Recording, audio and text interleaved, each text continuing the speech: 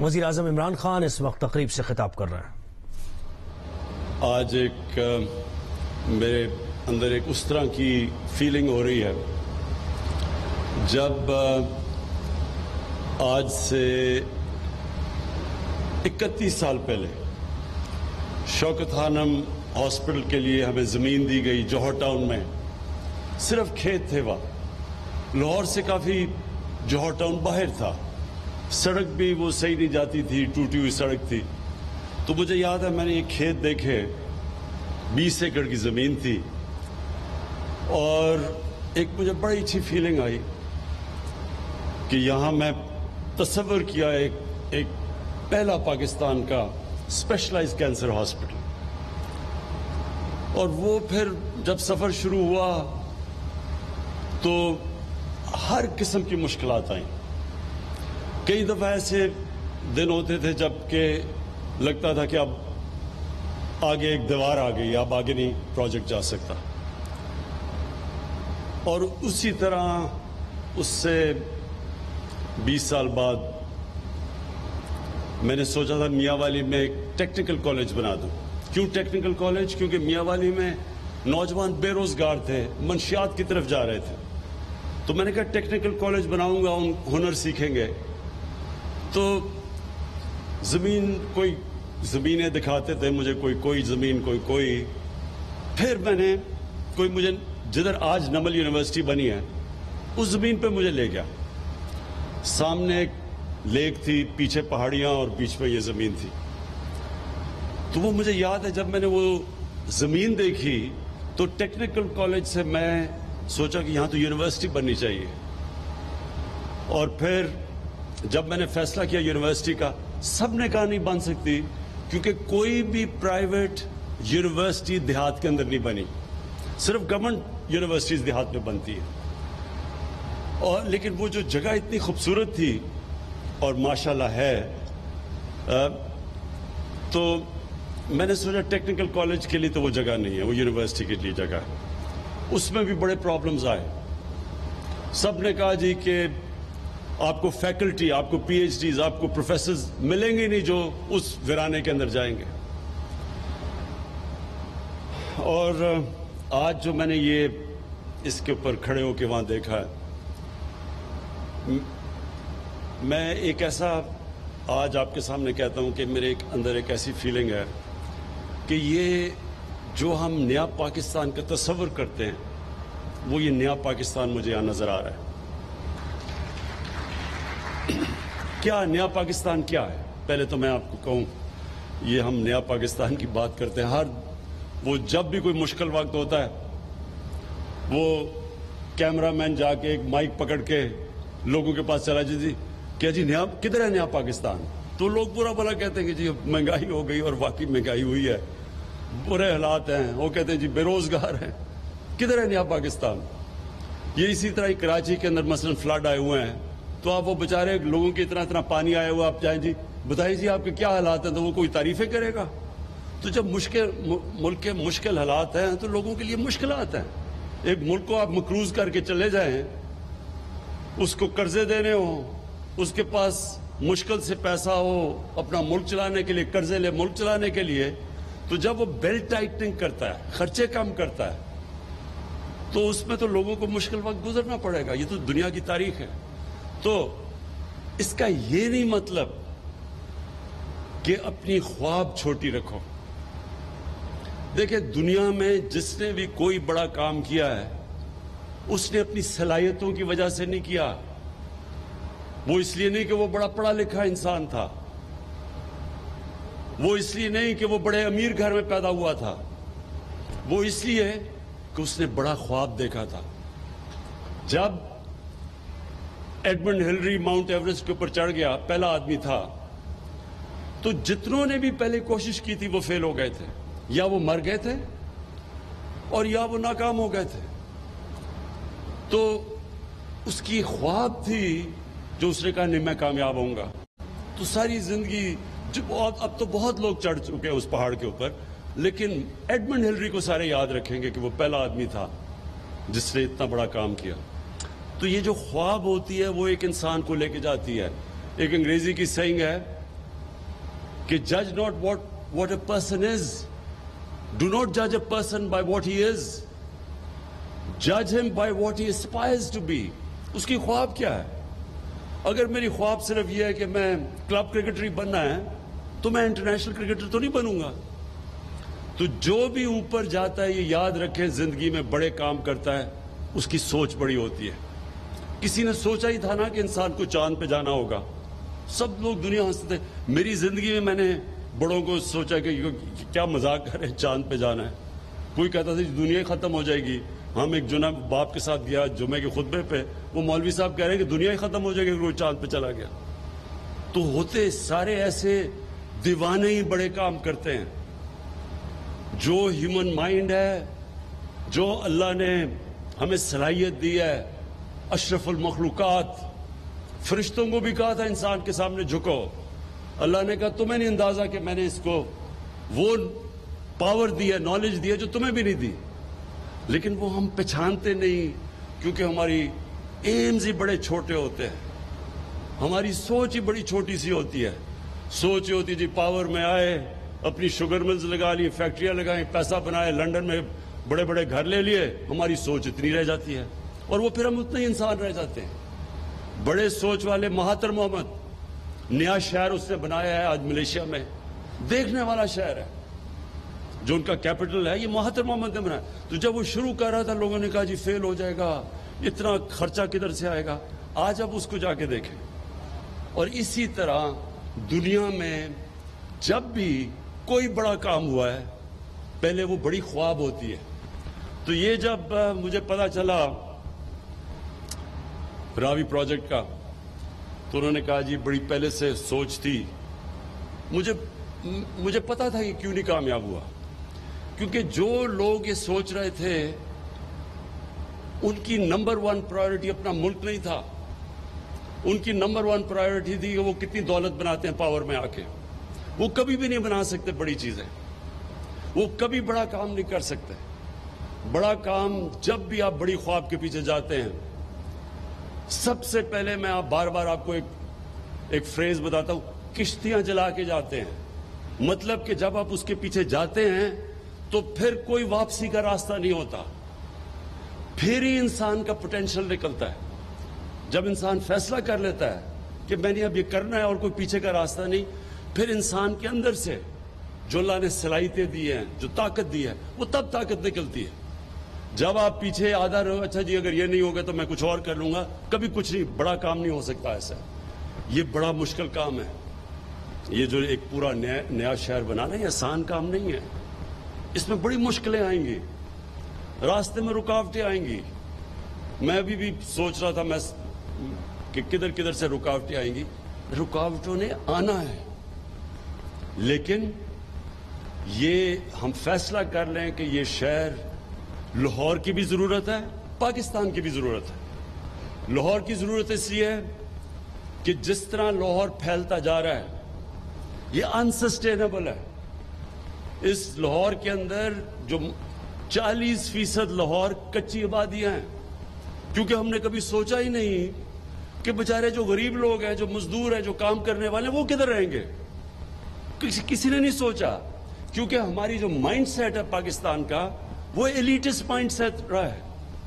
हम जो मुल्क अपना पोटेंशियल पूरा नहीं कर सका, उसकी वजह ये क्या है कि सारे फैसले करते हैं छोटे से तबके के लिए। जब ये हुआ कोरोना का,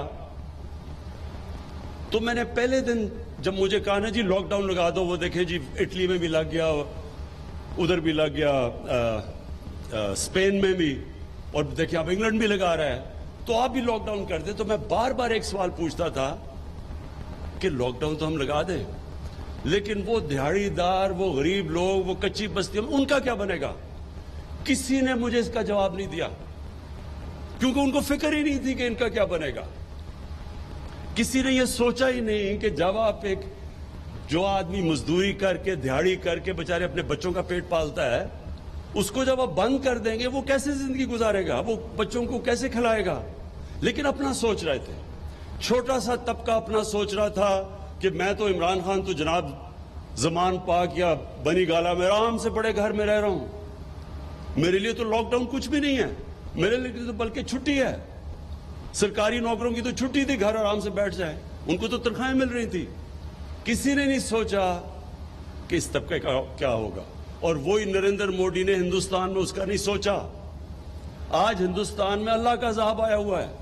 سب سے زیادہ دنیا میں جو اکانومی گری ہے وہ ہندوستان کی گری ہے, کیونکہ 4 گھنٹے پہ نوٹس پہ اس نے ملک بند کر دیا. بیچارے غریب لوگ, وہ جو دیہاتوں سے شہروں میں کام کرنے آئے تھے, وہ کتنے 100 میل چل کے جا رہے ہیں, بیوی بچے غریب لوگ بھوکے, کیونکہ وہاں کی رولنگ ایلیٹ نے سوچا ہی نہیں کہ یہ بھی انسان ہے. یہ ہے پاکستان. پاکستان بنا تھا, ایک بڑا عظیم خواب تھا, ایک فلاحی ریاست, مدینہ کی ریاست کے اصولوں کے اوپر, جو نبی صلی اللہ علیہ وسلم نے عظیم ایک خواب تھی, وہ کہ پہلی دنیا کی فلاحی ریاست بنی تھی. غریب لوگ تھے. جب مہاجر گئے ادھر مدینہ, تو کسی کے پاس بڑے تھوڑے پیسوں میں بڑی مشکل گزارا کیا, لیکن تب بھی انہوں نے فیصلہ کیا کہ جو بھی اسٹیٹ کی ذمہ داری ہوگی, اس کے غریب کمزور طبقہ, ان کے بیواؤں, ان کے یتیم, ان کے غریب, اسٹیٹ نے ذمہ داری لی. اور میرا یہ تھیسس یہ ہے کہ اس لیے وہ ایک عظیم قوم بنے. اس لیے نہیں کہ پہلے پیسہ آیا اور پھر انہوں نے غریبوں کا کیا, انہوں نے پہلے فلاحی ریاست بنائی, پھر اللہ کی برکت آئی اور انہوں نے دنیا کی ایک وہ انقلاب لے کے آیا جو دنیا کی تاریخ میں کبھی نہیں آیا. اور چائنا نے, ماڈرن ڈے چائنا نے ہمیں ثابت کر کے دکھایا ہے کہ جب انہوں نے 70 کروڑ لوگوں کو غربت سے اوپر کیا, چائنا بھی دنیا کی سب سے تیزی سے بڑھتی ہوئی عظیم پاور ہے. ساری دنیا اسے خوف زدہ ہے کہ آگے جس ریٹ پہ چائنا جا رہا ہے, یہ کیسے دنیا اس کا سے کمپیٹ کرے گی. یہ ہے ہماری پاکستان کی خواب. ہم جب نیا پاکستان کی بات کرتے ہیں, پہلی دفعہ پاکستان میں غریب لوگوں کو ہیلتھ کارڈ دیا, ہیلتھ انشورنس دیا. کبھی کوئی نہیں سوچتا تھا کہ غریب جو مشکل سے اپنے بھی بچوں کا پیٹ پالتا ہے, تو ایک بیماری ہو جائے تو وہ کیا کرتا ہے, وہ کدھر سے پیسے لے کے آتے ہیں. تو پہلی دفعہ ہیلتھ انشورنس انشارہ پنجاب اور کے پی میں ساری ہم سب کو کور کریں گے ہیلتھ انشورنس سے, اور شروع کر دیا ہم نے. دوسری چیز, ہمیشہ میں یہ جب سے جی ٹی روڈ سے ہم وہ پرانے راوی کے پل سے جاتے تھے داتا صاحب کے پاس, اس سڑکوں کے اوپر بچارے فٹ پاتھ کے اوپر لوگ پڑے ہوئے ہیں. سارا وہ اس کا جو ڈیزل کی وہ جو ساری وہ ان کے اوپر آ رہی ہیں ٹرکوں کی, کیوں رات میں سارے ٹرکس آتے تھے, ساری مٹی وہ ان کے اوپر آ رہی ہے. کبھی کسی نے یہ نہیں سوچا کہ ان کے لیے ہم کچھ کر دیں. میں ہمیشہ یہ سوچتا تھا, کبھی کسی کو یہ خیال نہیں آیا کہ یہ انسان ہے. آج انشاءاللہ جو ہم نے پہلے پناہ گاہ شروع کی, اب ہم نے پناہ گاہ کے سٹینڈرڈ سیٹ کرے ہیں کہ وہ پناہ گاہ کے اندر سٹینڈرڈائز ہوگا. یہ نہیں ہوگا کہ ایسے بیچارے غریب آ گئے تو ان کو کوئی کھانا, ان کا کھانا سٹینڈرڈائز ہوگا. ان کے لیے باقاعدہ صاف کپڑے, ان کے بیڈ شیٹ صاف ہوں گی, ان کے غسل خانے صاف ہوں گے, ان کو گرم پانی ملے گا, ان کو انسان بنا کے ہم انشاءاللہ رکھیں گے. ان کو بھی کہیں گے کہ یہ آپ کا پاکستان ہے. اور اسی طرح یہ جو ہم نے اب ہماری کنسٹرکشن کے اندر نئی ہاؤسنگ کی ہے, افورڈیبل ہاؤسنگ, پہلی دفعہ پاکستان میں, پہلے تو روٹی کپڑا مکان ایک سلوگن تھی, یہ پہلی دفعہ ہم اب لوگوں کے لیے جو ہماری ہاؤسنگ اب شروع ہو رہی ہے نیا پاکستان ہاؤسنگ میں, باقاعدہ ہم صرف یہی نہیں کہ ہم ہر جگہ جو بھی سوسائٹی بنے گی اب اس کے اندر غریبوں کی ہاؤسنگ رکھیں گے, باقاعدہ ان کے لیے ہم نے پیکج دیا ہے 30 ارب روپے کا, ان کو سبسڈائز کر کے گھر دیں گے.